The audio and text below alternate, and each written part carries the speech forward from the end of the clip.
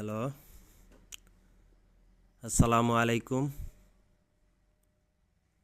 আমি মোহাম্মদ গিয়াসউদ্দিন, ময়মনসিংহ জেলার ভালুকা উপজেলা থেকে বলছি। আলামিন কবিরাজের উসিল্লায় ওনার চিকিৎসায় 1 মাস ওষুধ সেবন করার পর আল্লাহর রহমতে আমার ওয়াইফ কনসিভ করেছে। দীর্ঘ 12 বছর পর আল্লাহর রহমত করছে। আমরা আইভিএফ চিকিৎসা করে ব্যর্থ হয়েছিলাম। আমার শুক্রাণুর মোটিলিটিতে সমস্যা ছিল। আমার ওয়াইফের অনিয়মিত মাসিক ছিল।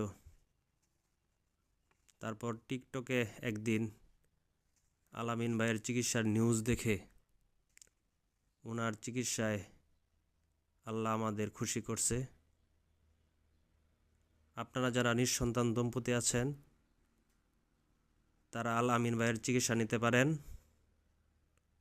ইনশাল্লাহ আল্লাহ আপনাদের খুশি করবে।